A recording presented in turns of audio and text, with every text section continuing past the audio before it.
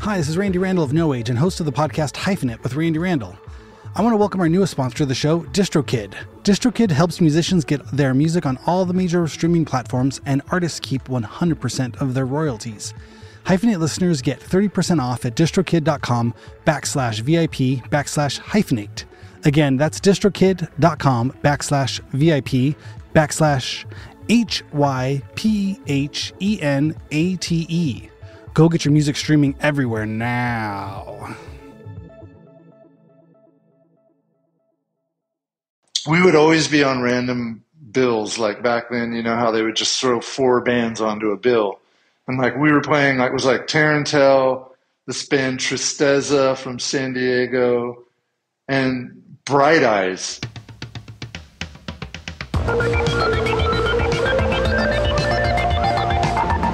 What's happening? Thanks so much for listening to Hyphenate with me, Randy Randall. It's my pleasure today to welcome my very special guest, Mr. Trevor Montgomery. His project now that he goes under is called Young Moon. And I met him in New Zealand a couple months ago when I was there for the Low Hum. It's a Camp Alohum. Kind of sounds like Camp Aloha, but this is a different one. This is a New Zealand outdoor festival where I got the chance to play up in the mountains for 2 weekends in a row. Some people camped. I was not fit to camp that particular weekend just based on the amount of jet lag and just out of sortsness. That was kind of a weird artist retreat I took it at, and I needed a bed to sleep on. I couldn't quite sleep on the floor for 2 weeks. Getting old. What happens? But I met Trevor there, and his previous bands and projects. He was in the band Tarantel from the Bay Area a few years back, and then he also had a project called Lazarus. And he talks all about him. He gets into him. Really, really an amazing singer, songwriter, poet, very thoughtful musician. And we kind of go through the whole biography here in this interview. But it was great getting to meet him in New Zealand. And he lives in New Zealand now. That was the big reason. He's from the States here, but had the opportunity to immigrate to New Zealand, to the South Island, a few years back, and kind of raise his daughter there and have his family going on down in the South Island. And super cool. Really nice guy. Great dude. He the drummer in his band was this great guy that we talk about a little bit in the interview, I think, but he invited No Age last time we were in New Zealand a few years back to play at his tempeh factory. He makes this vegan food, tempeh. And we had a day off, or there was a hole in the schedule, and he wrote us and he's like, "How do I get you guys to come play?" And we was like, "Yeah, we want to come. We're already there. It's better to come play there than have a day off." And it was a really small town. But it was awesome. It was super, super fun show. We had such a great time. And so I ran into him at the festival as well. And he said he was playing with Trevor, and he introduced us. And it felt like a long time coming. It was such a rad musician, and it's such a great catalog between all the bands with Tarantel and Lazarus and now Young Moon. He's got a great Bandcamp where his music's up there. You can go to youngmoonyoung.bandcamp.com. And see him there. And you can also follow him on his Instagram, just _young. Oh boy, young with a 0 _moon with 2 zeros as the O's. I'll put a link in the episode description just down below if you're interested and want to follow him, which you should be. And check out his music. He's incredible. Really great dude. Hope everybody's having a good summer, hanging in here, enjoying the Hyphenate experience. Let's throw it to my interview with Trevor.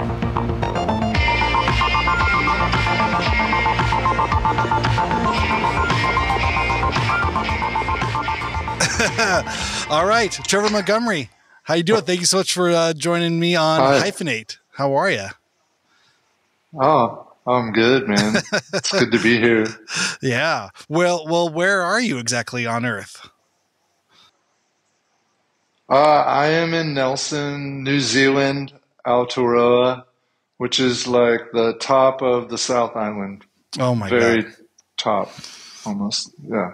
Incredible. Yeah. Well, we met a couple months ago when I was down in Wellington for the Alohum Fest. Yeah. Camp Aloha, that was so amazing. I It, mean, wow. it feels like it was I just still, yesterday. I try and like, yeah, I know. I was talking about it last night with some friends that were there, and I was like talking about because I went on tour in the East Coast, like right after that. East Flew Coast to of New Chicago Zealand. and went Oh, out. East Coast of America. East Coast, United Oh my God. States. Okay. Yeah. I flew to Chicago and did a tour with my buddy Advance Bass, who like does Arindel Records, the guy I put out records with, and I was trying to tell people about Camp Aloha, and I was like, it just wasn't getting across like how amazing it is. But it's kind of hard, like outside of New Zealand, people are like, oh my God, Camp Aloha. But yeah, it Yeah. was so much fun. Yeah. I've gotten a lot of, questions from other dads at like school pickups and whatnot. Like, hey, were you gone for 2 weeks? I was like, yeah. So I got this opportunity to go to New Zealand. And then that's all I have to say is I went to New Zealand, and everybody's like, what the fuck? That's amazing. That's insane. And I was like, no, really, it was. I was in the mountains. And they were like, maybe they'll ask her, but they're already impressed just by the fact that anyone goes to New Zealand.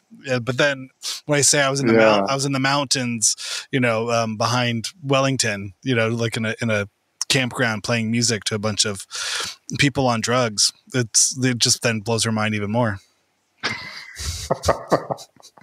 I don't know how much drugs Yeah, are there. I know, I didn't right? witness any Like, drugs going down really, but I'm assuming that a lot of people are on I mean, drugs.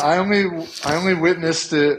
I only witnessed it like once in the middle of the night in the tent next to my tent. Like I woke up at like 4 in the morning to the most amazing drug conversation happening in the tent next to me. And they were talking about like, I think like dark, like music or something. And they were like, having one of those conversations where it sounded like their faces were this close together. And they were like, do you feel me? Do you get me? And it was just like, "Wah!" And then they just went and they went and they went for like 30 minutes. And I just was like wide awake. Shut And the then they fuck just up. like hit this wall and then just like, whoosh. And I was like, whoa, that was my That was drug intense. experience for Camp Aloha. Living vicariously. Yeah. Yes. Yeah. Same. So yeah, we could, yeah. Anyway, that was an incredible, magical, two weekends in a row. But let's start back at the beginning for you. Where do you come from, and what is your story? What's your journey? Oh man, I come from Southern California. Actually, I was born in Los Angeles and lived like in Orange County through my childhood, behind the orange curtain at Yeah. that point. And then we moved to like the armpit, Redlands, California Yeah. when I was like That's closer to in my eighth neck of the grade. woods. I grew up out there in the 909, the IE. Oh, you did? Oh yeah. Awesome. IE, yeah. Which was like kind of like the best thing that ever happened to me at that point because I met all these like weird kids, that were into metal and like into goth and into punk and stuff. Whereas like Orange County, I didn't really ever meet any kids like that. But yeah. So I lived out there for a while and then like started playing music kind of out there like right before, and then I moved to San Francisco in '94, and then after that I just stayed there for the next like 25 years. Yeah. Wow. And did you start bands when you were in high school? I moved to yeah. Were you in bands when you first started I playing? started What was it like? like after I didn't play in high school. I didn't really go to high school. To be honest, I was in rehab most of my high school. I had a different high school experience because I was kind of a fucked up kid, and I got thrown into rehab a couple times, and then I ended up going to this place out in Desert Hot Springs called Lost Heads Ranch, which is a recovery camp.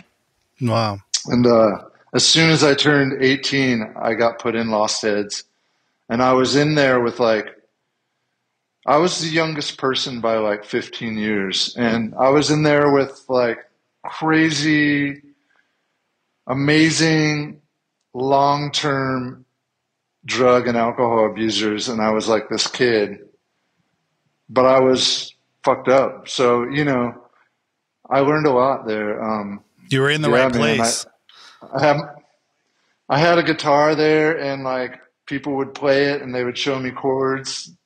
I remember there was this guy there that was like from Hollywood, and he was like really on like a Steely Dan trip. So he would like show me all these like seventh and ninth chords, and I would like try and play them, and then like Oh God. But It sounds after complicated. that, I kind of came back to Redlands, and I started hanging around these kids that were had bands and like were playing shows, and then I just was like, oh my God, this is so amazing! Like kind of like in the SST spectrum, very big fans of Minutemen and stuff, and like, and so I would just go and hang out and watch, and then be like at home playing a little bit. I'd kind of like discovered Fugazi at that point, and I was like, started like trying to play simple riffs like that. And then like just by chance, I had a really cool friend named Todd that like came over and was like, let's jam. And he was one of the guys that was already in a band, and like, and we just instantly started writing songs. So it was like kind of like I'd been playing guitar for about 6 months, and then before I knew it, I was in a band with these kids, and we were playing shows. And yeah, Incredible DIY. the classic. You were well. Yeah, totally. And I'm sure you were trying to put your head and together too after go ahead. post rehab, kind of coming back into the real world and kind of Oh experiencing yeah, everything raw, just like a stripped bare metal wire, out in the world, just picking up on everybody's vibrations and energy going yeah. around, trying to figure out how to sort of insulate yourself or find a way to get comfortable in the world. Getting straight after all that. I imagine that was hard. Music Yeah, probably had some sort of connectivity, or at least a proper sort of format of like, here's how to be social, or here's how to be antisocial in a group together. yeah, totally. Like it definitely grabbed me by the hair because like most of the people that were around the DIY music scenes back then, I felt like were these like awkward, nerdy kind of people that were playing music and weren't necessarily into like going into oblivion on, drugs and stuff. So like there was a lot of support for the fact that I didn't party. Nobody ever even seemed to care. It was just like whatever, Trevor goes to meetings like, and does that stuff, but like, the worlds were separate. So I don't know. Yeah. Wow. It didn't ever seem to be a problem, and I just kind of rolled with it, That's and super cool. never, it never seemed to really bother me. Yeah, yeah, yeah. I found like people were really supportive. Yeah. Yeah. I don't forget if we talked to camp or not, but I have 14 years of sobriety, coming up this year, God willing. But I That's remember, amazing. when I first stopped in the first few years, I'm like, oh wait, am I like straight edge now? I was like, oh God, I want to be straight edge. Like, I feel like there's a big difference between, a man in his late 20s, early 30s in recovery versus a teen straight edge kid. I just, and Dean, my band member in No Age, was, a self-identified as straight edge early on in his sort of punk journey. And I was always like, it was just a moment of like, so self-righteous. Like, I don't want to fucking be one of those people. So, Yeah, but I was already vegan. So I was vegan and straight edge. I was like, I got to start smoking cigarettes and drinking coffee or do something. I can't be so clean out here. I got to figure out some kind of vice to sort of keep my edge on me. oh I don't know. yeah, cigarettes and coffee, man, for sure. Yeah, Yeah, that was very acceptable for a time. That got me through a lot of years. So then yeah. you find that sort of that group. It's still in Southern California. Then what brings you up to San Francisco? How does that big journey happen? Mm. Yeah, so like the band I kind of played with for a while, we kind of fizzled out due to like stupid drama. And then like Always. I was like, I don't know, like I visited San Francisco with friends. Something was pulling me there. I felt like something was like calling me there. And like I started painting, doing paintings at home, building canvases, and I was like, I want to be a painter. And my brother was always really supportive of me. He was like, he's a photographer, went to school in New York City. You know, he was kind of like my outlet to art, you know, because I didn't really have a lot of influence in that at all. I didn't come from musicians, or I didn't come from an artistic family or any kind of background. I kind of found everything on my own, you know, and like my brother was a big source. He was like, I'm going to take you and we're going to go look at these Monet water lilies, you know, and I was just like, like, what the, you know, I want to be a painter. And so, like, I made some paintings. He came and took slides of it. We sent them to the Art Institute in San Francisco. They accepted me, and I was like, I'm going to art school in San Francisco. Had no idea, really. Went there, moved to San Francisco, kind of was, like, super sheltered, got an apartment that was, like, really close to school. Like, went to school and then back, and then, like, maybe down to one main, like, road, Russian Hill, and, like, back, you know, I never really ventured out. It took a while to like really open up and get into the city. But I mean, immediately I met like Jeff Cantu, who like is still one of my closest friends, and we started like the band Tarantel together. And like I met so many of the people that I'm still friends with today, like at that, you know, that first year or two. So that's super cool. And this is kind of like after that, late 90s or around that time. Yeah, it would have been like 94. I moved there. I would say like 96 is about when like we started doing Tarantel and stuff. I basically quit art school because I was like, this is not for me. Like, I don't want to be a painter. I just play music. I was like, music has always been easy for me. And like, I don't know why I'm fighting it. Like, for a while, I guess I kind of was like, I'm not going to do music. I need to do something more serious. You know, I don't know. I don't know why I thought that. Maybe it was like my parents in my head or something, or I don't know. Yeah, it's a funny one. When I was in college, I mean, I was playing music in high school, and then when I went to college, I had to like pick a real thing. Like I didn't want to go to music school, you know, or like I didn't want to fuck up my like barely knowing nothing kind of enjoyment and naivete and fascination with sound by putting it through some kind of academic examination, you know? So I was like, okay, that's off the table. And I was obsessed with film, totally. But I didn't want to go to film school because then there was a whole other kind of thing. I was like, I felt like I needed some kind of education, but it was the thing. But music was the only thing I ever wanted to do. Like every minute I wasn't in school reading a book or writing a paper, or, you know, I was just playing music and going to shows. So then as soon as I was done with school, it's like, great, now I can just focus on music, you know, 100%. It was like the one thing standing in the way. Yeah, I love that. I love that you said that, because that's like the way I felt about music too. I was like, music is something that like I don't want to disturb by putting any sort of academic like stain on it, because it seemed like I learned through art school, like it ruined painting for me. It ruined drawing for me kind of for a while, but just because it like took it and made it this like thing that I didn't like anymore. Whereas before I would just do it and be like, oh man, this is so much fun. And I was terrified that that would happen to music. So I was always like, no, yeah, tell me, gonna keep it over here. Like, you know, tell me more about that. Was it that now this art was like put in a place so that it could be judged or like quantized? Like this one is 10% better than this one. Or like, was it that type of rigor, or what was that experience like? How was it? Yeah, I think it was that, and it was like, yeah, it was like the critiques and like all of the other art kids, and they were so brutal and like that's the worst. It's your peers. Jaded, it's not like, even the academia or like the scholars doing it. It's just other fucking bitchy, you know, kids with their own problems giving you a time. Sorry to interrupt, but yeah, it's like that's so fucked up.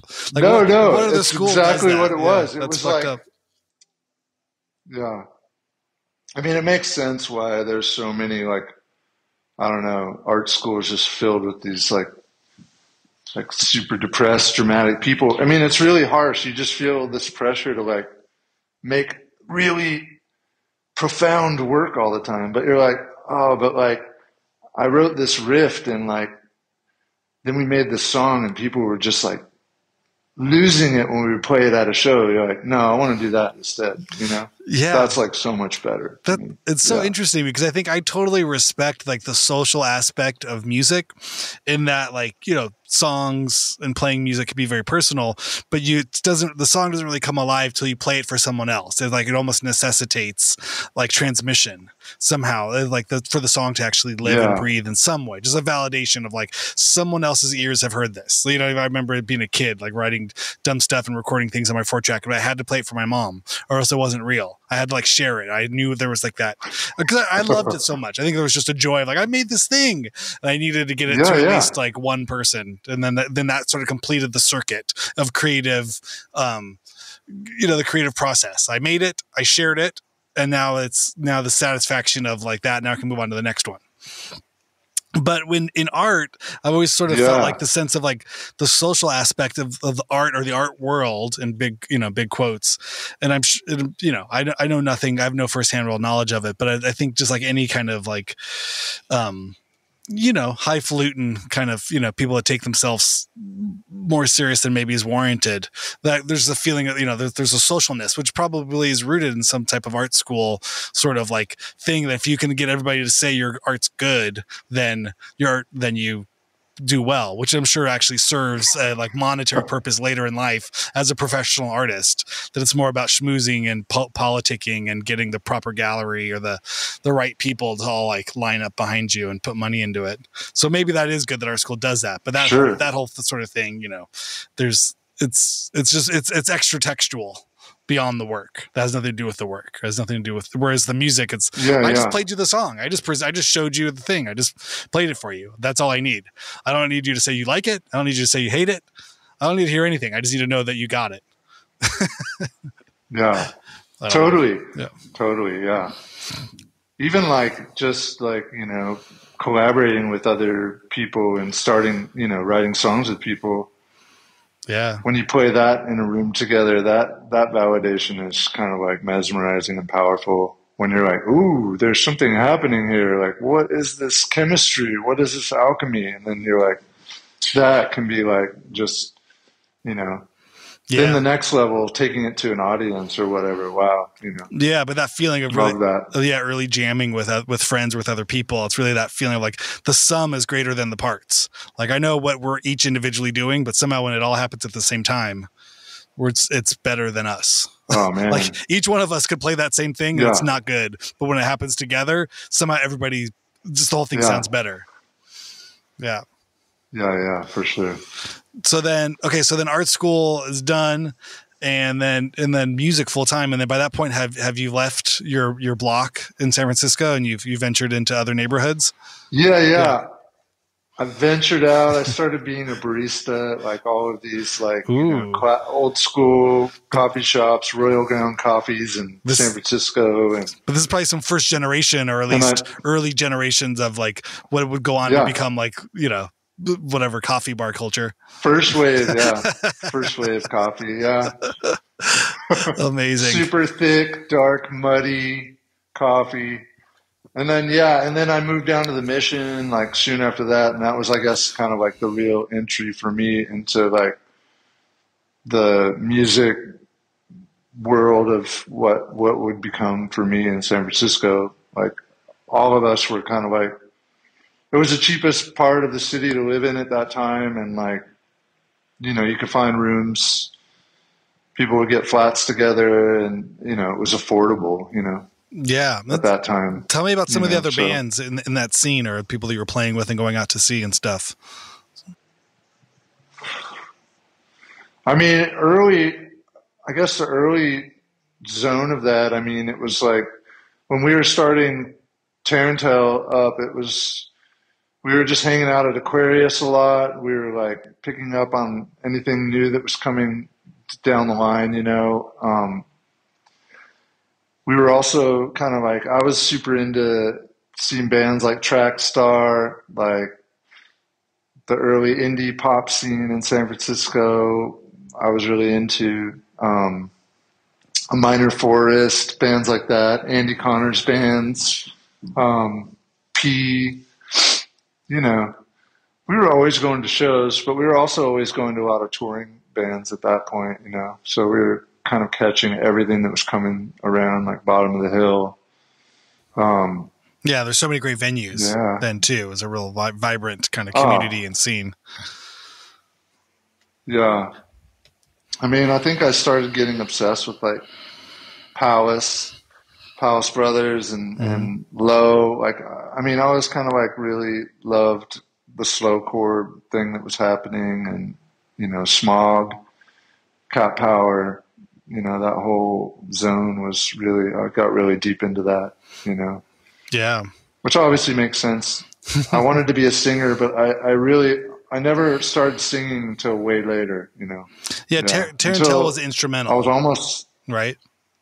We were an instrumental band, and and I love that too. I love, you know, I often was playing bass at that time or guitar sometimes, but you know, I tended to like being in that bass zone, you know, and exploring the rhythmic world and stuff, and hadn't really branched out. And it's embarrassing to even say, like, I don't know why I just would never sing. I just always wanted to sing, but like I think that I had some weird embarrassing trauma surrounding singing, like that had to do with my mom or something when I was a kid, that kept me from doing it. And so I was super self-conscious about it. And obviously I never had like I never had somebody be like, oh, you should be a singer, you know, you've got a good voice, like you can hit these notes. Nobody was ever there. And so I was like, I think I want to do this.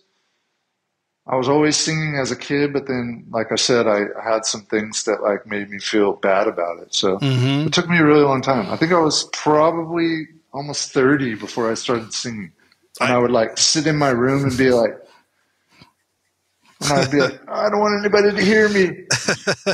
I can totally relate. I mean, yeah, I've never really sang. I mean, that's not true. I mean, most of my early adulthood, I couldn't, you know, I couldn't muster opening my voice. And then as I got older, I was like, oh, I better just start barking in a band now. Cause you know, it's never going to be easier, and it's never going to sound better than now.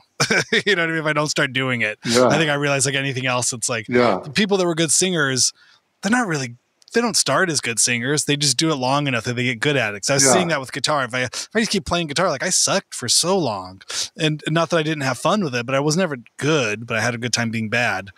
And so there was the whole thing about singing. I was like, oh, I better just start just making sounds with my voice. And then if I was ever thinking of going to get better, but no, I remember I would sing as a kid.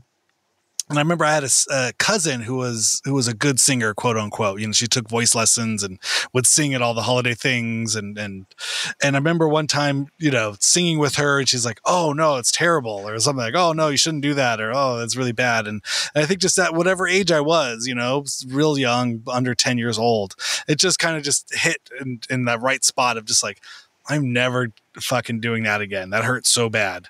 And whether or not, you know, I'm sure it was never her intention, but you know what I mean? It was at that little kid brain of just hearing somebody say, you suck. it just went and just drove it like a stake into me. And so and realizing, you know, singing's fun. Singing it's a joyful thing. It's a primal sort of thing that just humans do. Like, you know, you can't really be bad at it. I think it's just not taking yourself too seriously and just having fun with it. So that was my journey to that. But I can totally relate to that thing of like, it just felt like a scar for years. And I would try and I would just playfully try to sing. And I'm like, oh, this is so bad. I don't even want to try to be good. So I'd rather just, you know, just leave it alone. It's hard. Yeah. I have to like say the most embarrassing thing that like, I mean, I guess it's not embarrassing, but it might be embarrassing. I don't know. Like, we were on tour at Tarantel at one point, and we were playing in Baltimore, and like, we would always be on random bills. Like back then, you know how they would just throw 4 bands onto a bill, and like we were playing, like it was like Tarantel, this band Tristeza from San Diego, and Bright Eyes. Like we ended up on this bill with Bright Eyes in Baltimore, and I was like, knew nothing about Bright Eyes, but like I heard this voice coming. We were playing at Auto Bar, and I was Mm-hmm. outside, and of course we were being like super cool art rockers, like talking outside, like, oh, we're so cool. And like I heard this voice, and so I like wandered in, and I just like stood in front of. He had like a really big band at that point. I think it was like right when he did like the Fevers and Mirrors record. There was like 6 of them on stage doing all this like super, they had all these instruments. Really just blew my mind. His voice was just like, I couldn't even believe that this little person was like bringing this mad energy, and it really broke me down. And that's the embarrassing part. It's like I was broken down by Bright Eyes to the point where I was like, I need to start singing because I feel that so much. And like, so when I came back home, I was like determined that I was going to break out of this show and like start doing what I really wanted to do. And that's like when I first started doing this other project called Lazarus that I did a bunch of records as, and like started singing and writing songs more. That's so recording cool. on 4-track. Yeah. That's amazing. Have you ever seen Connor since then and talked to him about that, or was that the one time? I mean, I've never been in a position to talk to him like I would if I ever do come across him, but we've never crossed paths again. That's cool. Like at the time that I would go see him, he was so big at that point. Like, there's just we never like crossed paths in our musical journeys, but how funny. I would say something to him if I ever saw him. That's cool. Yeah. Yeah. Yeah. That's amazing. My wife and I were just joking. We have a 10-year-old son and a 4-year-old son, but our 10-year-old is starting to feel, emotions, starting to feel things a little bit, he's feeling things.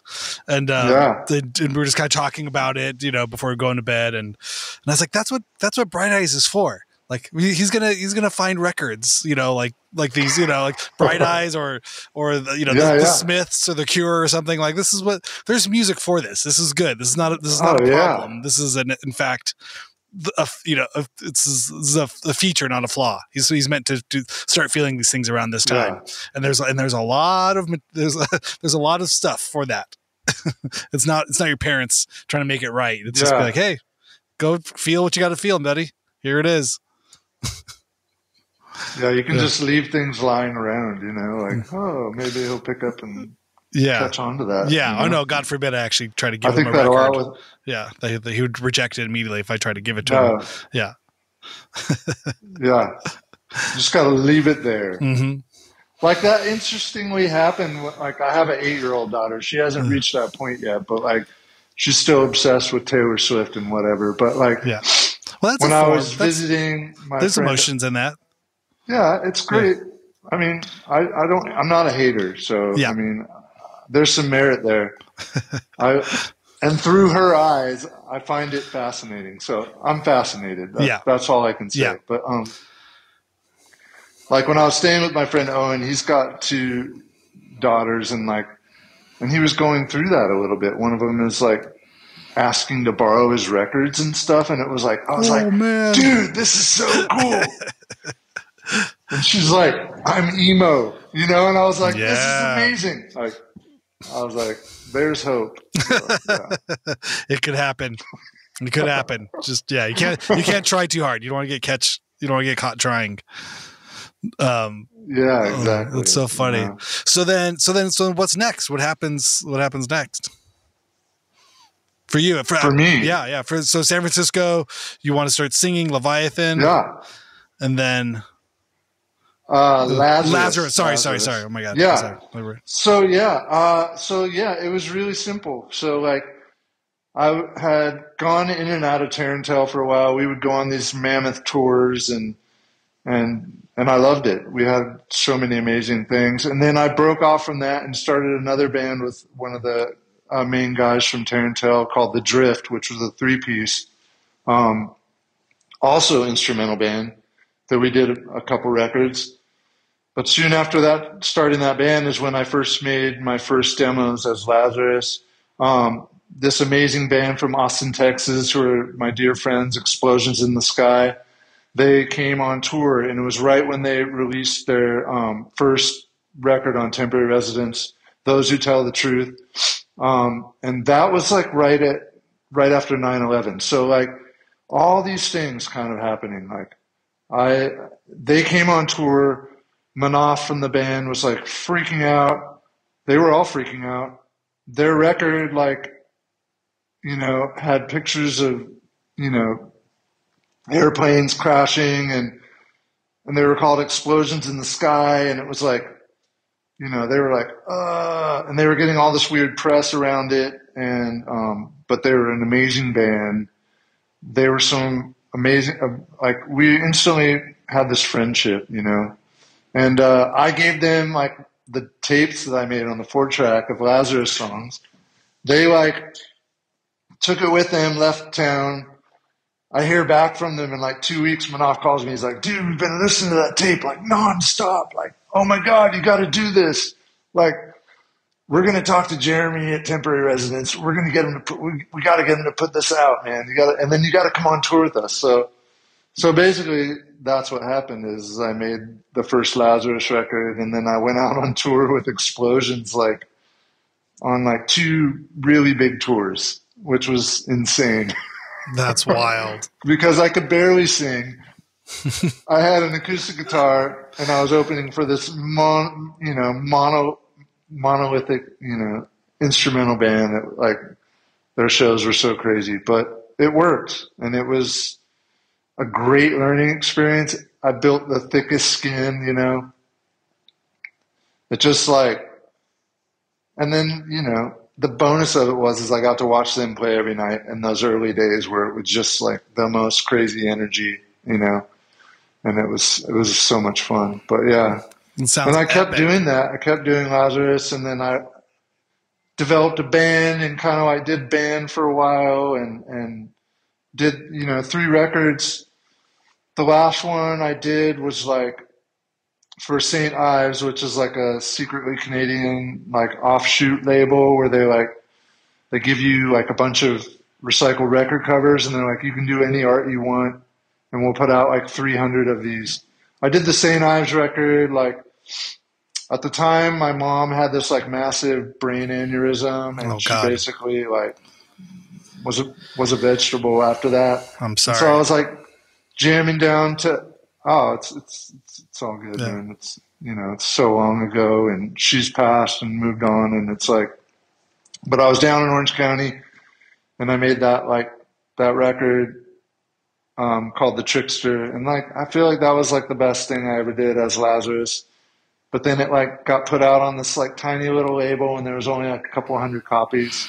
Couldn't be more poetic than that. After that, I just was like, I don't know, man, because I kind of like had gone, it kind of became like this gravedigger thing. Like I was trying to make it too sad and too dark and like put all those emotions in that direction. And I was like, I want to do something that's more, I don't know, for lack of a better word, romantic and expresses more of those feelings that I have like about like everything. Like, and then that's when I kind of started thinking about doing Young Moon, and that's when I started making the first Young Moon songs with that in mind of going in a completely different direction. Started using drum machine and started like hearkening back to my roots of like, 80s, like goth, new romantic stuff and like really digging in and being like, well, what is it, that I love? And like, that's what came out was Young Moon. And then, so from there, I just started doing that, That's so cool. It was a progression. That's so cool. It makes sense. There's that feeling, like you were saying, where there's so much emotion, it's hard to really even express it. Or if there's the feeling of like whatever you're doing, it doesn't feel right to kind of, to put it all into one place or something. It can overwhelms a project. It's like I've had this feeling of overall as life goes. I mean, it's so much about being natural and just kind of doing what comes right, but I feel like you definitely need some type of like third party subjective sort of oversight of whatever project you're doing, just to understand the construction of it, because you're not just the person doing it, you also have to construct it, and then you have to construct it again every night or play it every, if it's so debilitating to play, or if the thing you're trying to do is too much, it's gonna die because it can't be enough or something. You know what I mean? If it's too big of a thing, it's gonna fall flat, or the audience will hear it'll like hit the ear wrong because it's like, what is he doing? How far are you going? And I think there's a strange thing of like balance that authenticity of like, I'm really feeling this thing. However, I'm also aware that you're an audience and I'm a performer and this is how this has to go. You know, you can't just have a nervous breakdown on stage every night and call that entertainment. Yeah. It just doesn't work. Yeah. You know, you have to it wouldn't respect work for the very process. long. I mean, it would. Yeah. Yeah, for sure. I felt like it became too overindulgent, and you know, I did have people that were like in my ear, like giving me this really honest and amazing feedback, and I appreciate them. Like, I love that when there's friends that like can be honest with you and be like, you should think about this, you know, like, you know, I don't know, like, I had a couple friends, like one person in general was like, you should speed up your songs a little bit more. And they would be like such good pop songs, you know? And I was like, that's interesting, you know? I had another friend that really critiqued my lyrics and was like, you should edit more. You should edit more. And I was like, that was like the real one that I'm grateful for, to my friend Ethan. He was like, you know, you need to edit more. And like, I still to this day hold on to that. I edit like crazy. I'm like, and then also my friend Jeffrey is very harsh with like editing. He's like, no, just cut it off. No, it's not good. Let's not do that. You know, cut that part out. Take it out. You know, I'm a big fan of like harsh editing. Yeah. Like sometimes I'll take a 5-minute song and I'm like, 5 minutes, and squish it down. And by the time it's done, it's like 2 minutes. I'm like, it's got, you know. Yeah. I've been really into just like harnessing what is the source, what's the source of light, and how can I harness that, you know? Yeah. Or there's a power in the kind of the minimalism of it too. Like, what's the strongest statement you can make with the smallest amount of strokes, or the simplest amount of movements? You know, just do that. It's so funny too, but it's funny too as you're saying it, like where you get this positive sort of critique thing. It's like, I suppose that was what the art school process was meant to do, just in reflecting and, you know, as a callback and within our conversation. But it's hard because if you don't respect your peers, or if you don't if you don't understand who they are to be delivering the criticism, you know, that it doesn't really work in the same way. When you have more experience of your own process and can speak to people whose process and artwork you respect, then that's valuable. But to have a bunch of people who are just first year art school students like talking shit about each other's paintings doesn't help anybody out. It's just everybody's pulling each other down into the muck and mire of self doubt and self consciousness. Yeah, it's like you need more time under your belt to really get to really know how to receive constructive criticism. When you're starting out, you don't know what the fuck you're doing. You're all ass and elbows, just flailing around trying to make something. And if someone says, "Yeah, but what about editing?" And it's like, "Fuck you! I just made this thing. I can't fucking edit anything. I don't even know if I can make it's pure." Yeah. Or someone says, "Well, now do that 100 times. Repeat it. Like, what's the process? What's the theory behind that?" You're like, "I can't believe I did one of them. I like chipped a tooth and like cried in my car for 3 hours. I don't know what I'm doing." You know, I feel like that's the art school versus art professional creative. You know, you just need to make that safe space for kids to be weird. I feel like art school is a good place like that. It's sort of a buffer zone and place for people to find themselves who don't really fit in other places more than a actual like learning place. Yeah, I love that.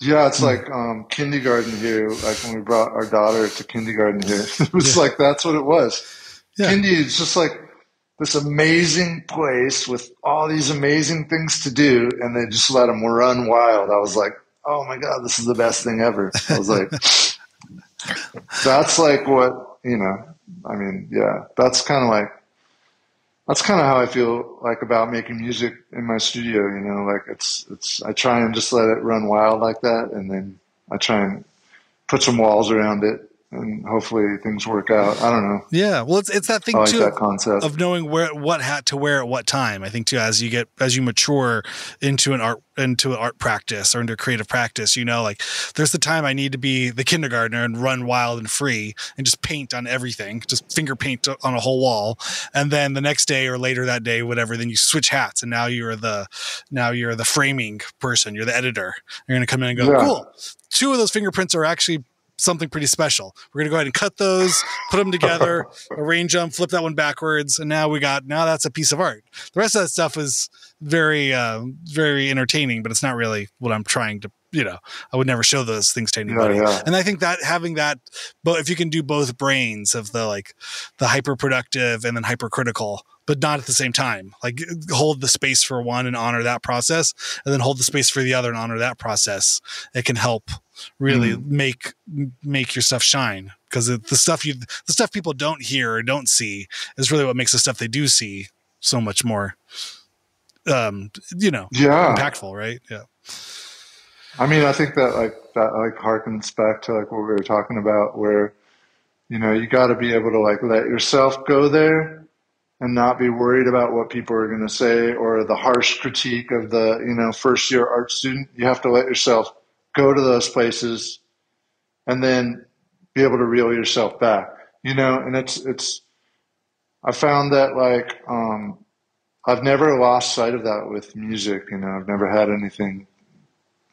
There was brief times in San Francisco where I kind of got psyched out on that weird I really gotta push this more, I gotta figure out how to do this better as a business, and I kind of let that fuck with my mind at one point, but moving here to New Zealand really was the best thing that could ever have happened for my artistic process at that time, because just the amount of anxiety that I was living under, and I didn't realize all those years in San Francisco towards the end, and losing some really special people, a lot of people moving away, and then one of my closest friends committing suicide. I wasn't doing well, but I couldn't really figure it out. And then when we moved here, and it was, I was in a small town. This city is 50,000 people, and it's you know how New Zealand is. It's sparsely populated. It's really chill. It's there's no I don't know. It's hard to explain. It's a lot slower in a lot of ways, and so I was able to get a space.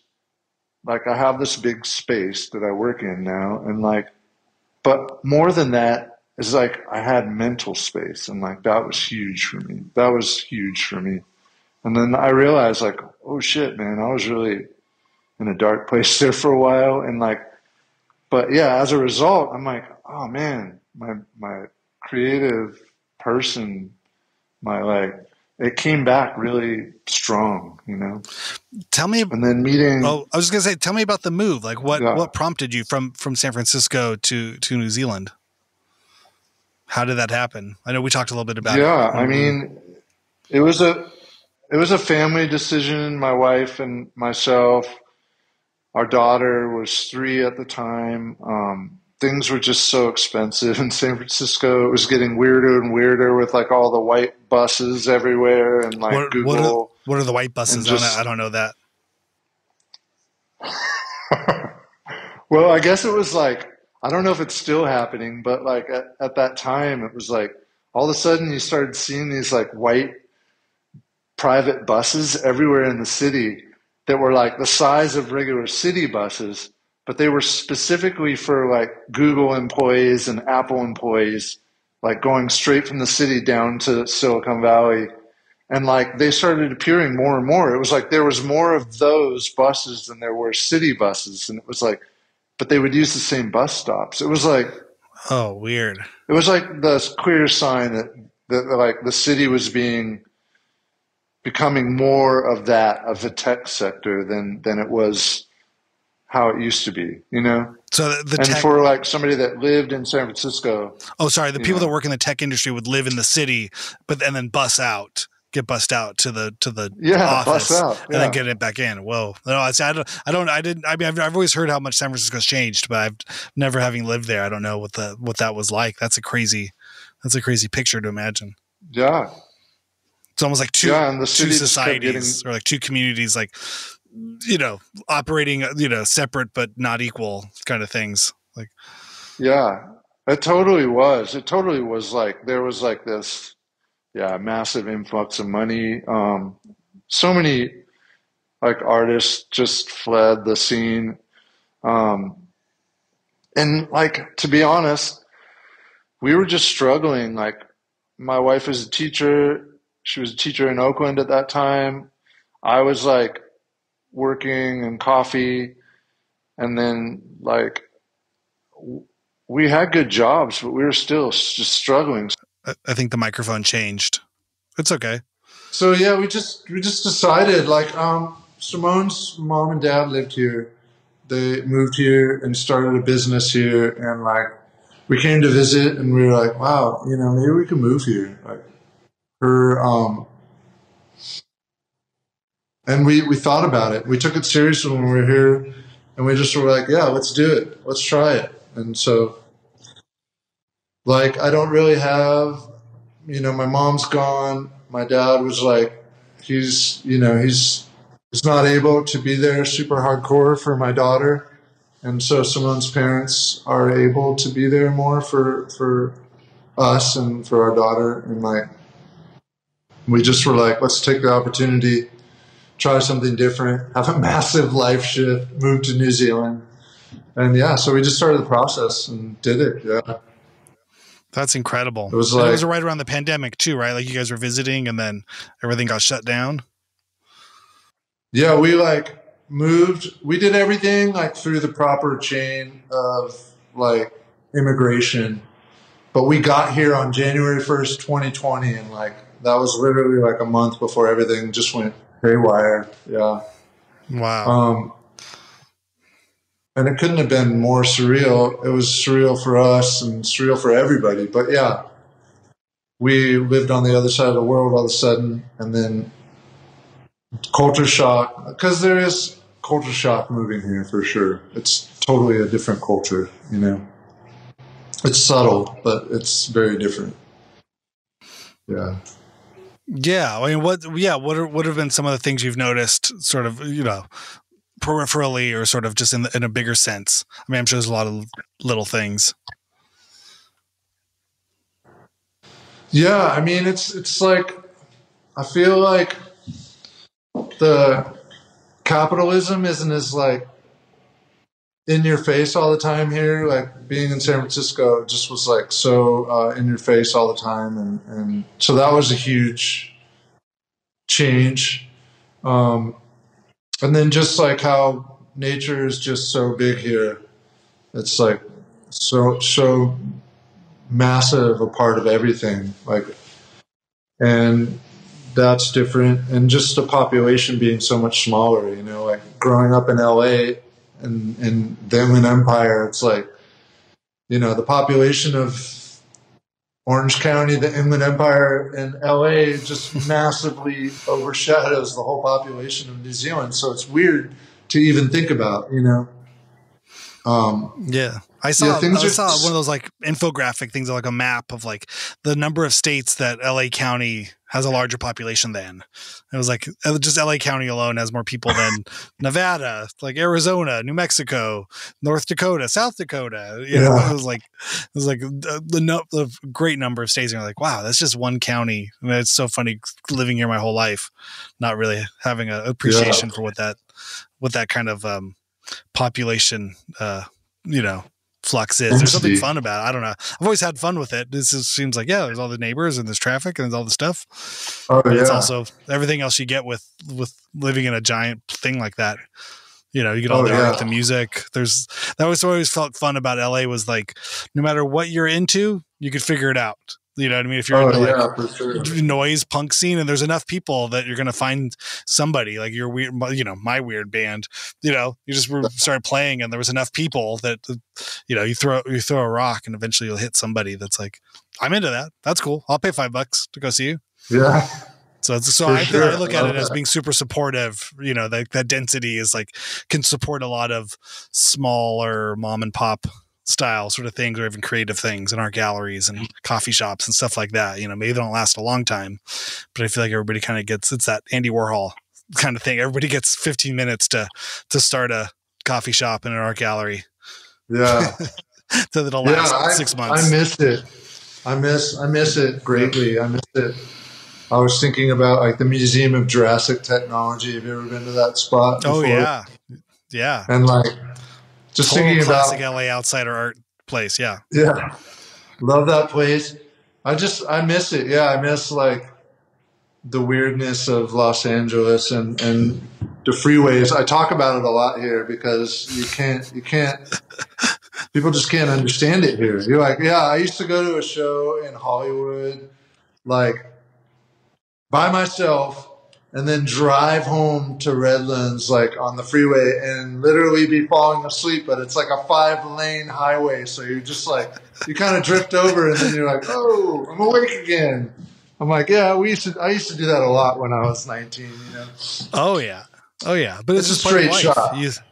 You live on the freeways. You know what I mean? That was my first solo album. I called it a meditation on transportation, because it was sort of, we had this concept record for an ambient record that followed sunrise and at the Palm Springs, Indio, sort of part of LA, where the windmills are and the dinosaurs, like starting sunrise there and then going into like, morning through like West Covina in through, Pico Rivera, or not Pico, what's coming on in there, like Alhambra, and then midday through the city, and then sunset in Santa Monica at the pier.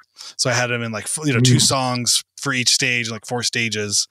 And, but yeah, it was part of the natural sort of flow of things. I was really tripping out on just kind of how in Southern California, the freeways really are like a river sort of thing, and there's like little pockets of businesses and like culture that exists to feed the freeway traffic or the people, there's so much activity there, all the gas stations and little like corner stores, liquor stores, little coffee shops, and whatnot, food places, taco trucks.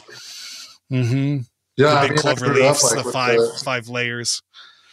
It was fun. Yeah, we did a whole film. We took drones out and just kind of like tripped out on the freeway for months and made this whole art project. Cool. I love that.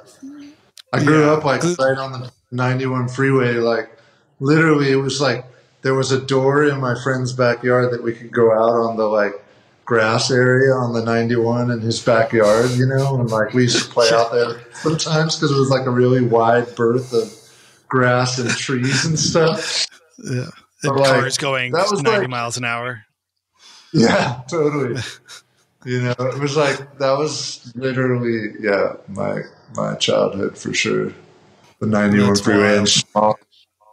Like, I remember like the school I used to go to, we could see the smog from school and just like sometimes breathe in, and you breathe in super hard and it would just be like this subtle ache and you'd be like, ooh, the smog's bad today. We'd have to have the smog days. We'd have to play inside if the smog was too heavy in the 90s. Oh, yeah. I remember that as a kid. Like, we're not playing soccer today. The smog level's too high. It's just somehow like the air better inside the classroom. Oh yeah, fire's a whole other thing. Yeah. Oh man, well, it's wild. Well, I'm glad you are settled in Nelson and you were bringing the rock to the South Island, the American Bay Area indie rock. You had 2 different groups you played with. Who at Camp Elohim? Tell me what are the groups you're playing with? So I have like the main group that I have met and started playing with as Young Moon here.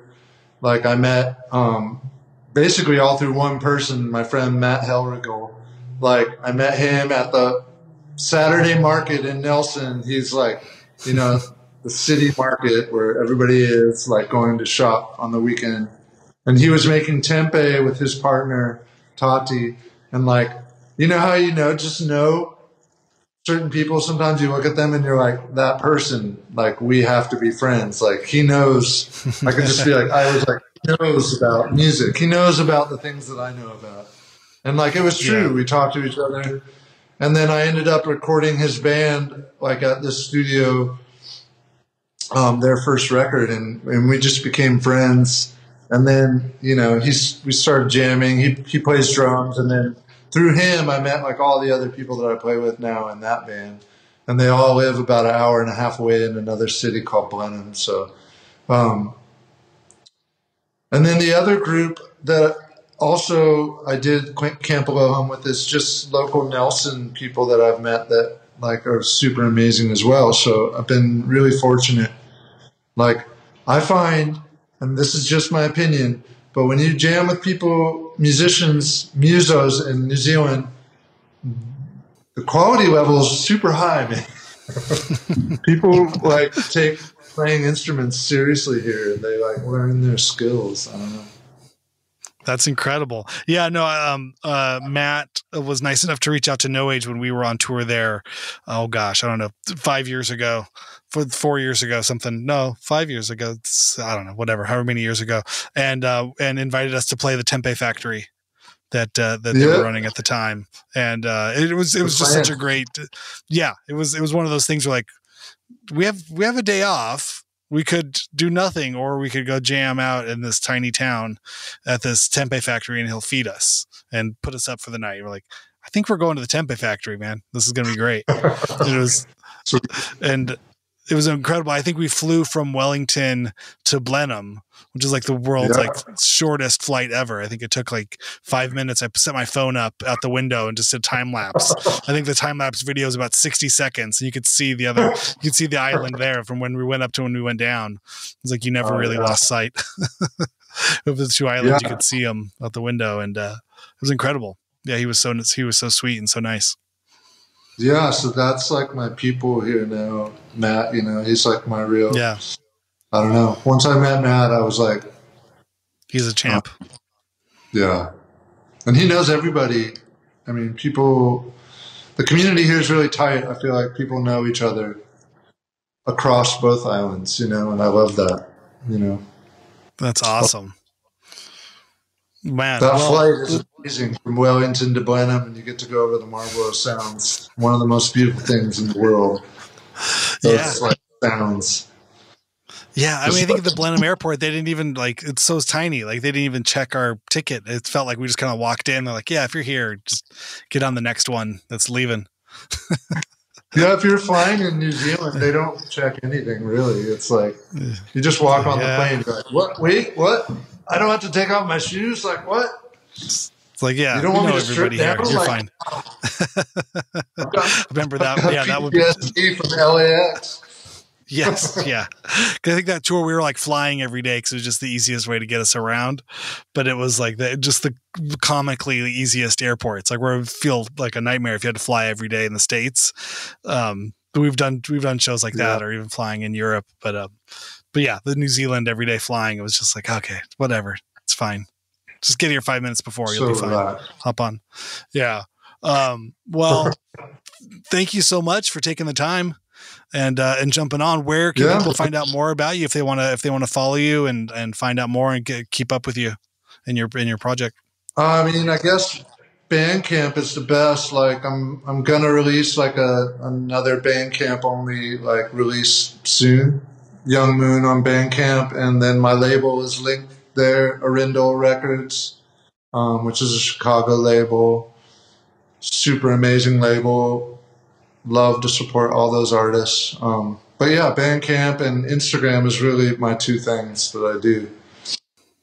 I write haikus and I post them almost on a daily basis. I try to keep up with it, but that's something else I love doing. And I don't know. Yeah.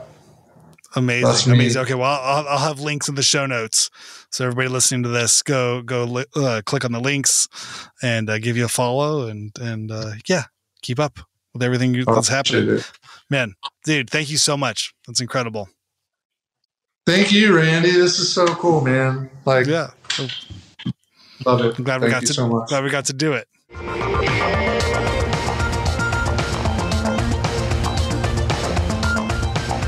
Yes, what an awesome dude, Trevor. Thank you so much for taking the time, especially on the crazy jet lag, or not jet lag, we call it time lag from calling in from New Zealand. I think it was either the middle of the night there or late into here. I forget. We somehow made it work, but I remember it definitely was different times of the day for both of us. So thank you, Trevor, and everyone go listen to Young Moon. And while you're at it, go listen to Tarantel and Lazarus as well. Really sweet dude, great singer, great songwriter, really powerful songs, and what a great story too. So I really appreciate it. You can find him on the Instagram, Young Moon, and then you can also find him on Bandcamp. Go to youngmoonyoung.bandcamp.com. Just search up Trevor Montgomery as well on the Googles, and there should be links in the episode description below. So, go listen to it.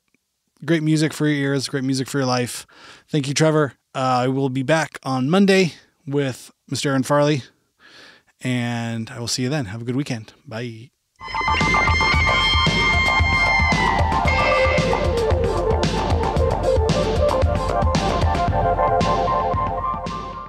Kind of like the best thing that ever happened to me at that point, because I met all these like weird kids, that were into metal and like into goth and into punk and stuff. Whereas like Orange County, I didn't really ever meet any kids like that.